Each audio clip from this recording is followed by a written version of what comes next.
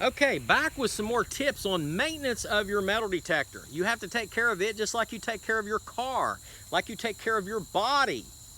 Don't come out here without water. Don't come out here without something to snack on, and don't come out here not letting somebody know where you're at. I know a lot of us metal detectors, we like to sneak into an area and try to find something, but you need to really be able to be located so in case something happens to you, you can be found.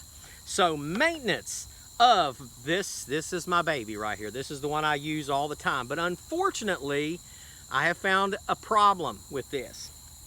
Number one, my search coil is not working all the time. So as I did an inspection, I went and I took apart my Fisher F75 and I unplugged it. That's the first thing that you want to do. And as I look down into this Fisher F75, what do I see? But I see a crack. You see it there? And even something as small as that can affect whether or not you find that Confederate belt buckle or whether you pass by it. So let's not pass by it. Let's change it out and let's put another coil on. So again, same thing in reverse. We have another Fisher F75, so the equipment matches, and you can buy these used or you can buy these new. A lot of people have metal detectors laying around that they don't use anymore, and they say, well, it's 5 years old and I don't want to use it. Look, use what you can get.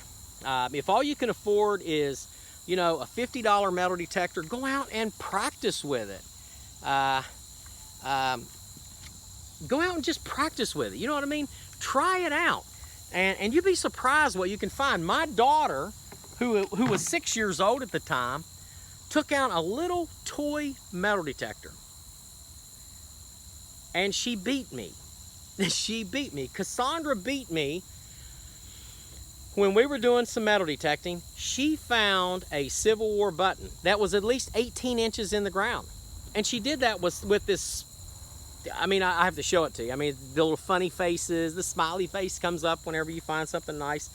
And she just used that metal detector and stomped me that day, finding the first Civil War button in our family. That was 2 years ago. So, love that little girl to death.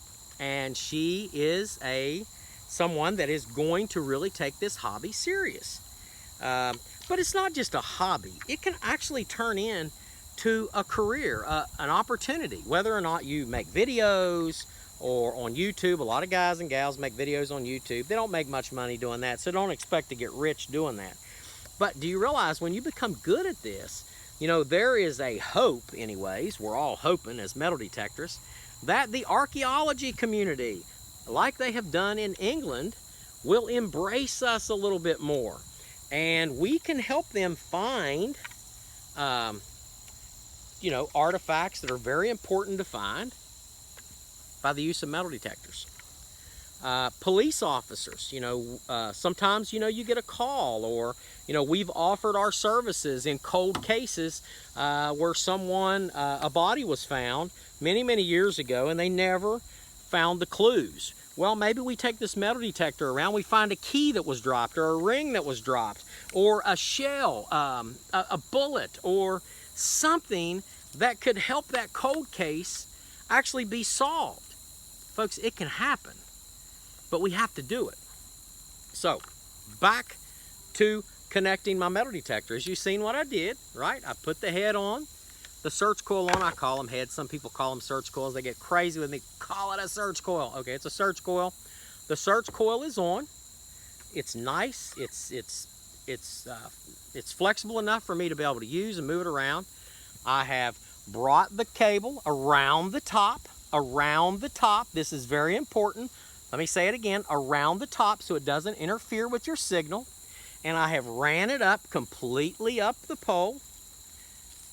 And now I'm going to plug it up. And again, if you look and see, this one's nice and new and crisp and no broken parts on it.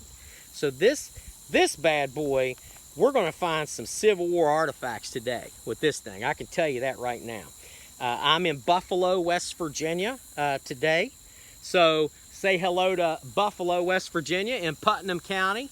And I will be back in Mason County a little bit later as well. But let's test this search coil out and let's make sure that it works. So I turn it on. As you see, when you turn it on, it runs through a series of tests, okay?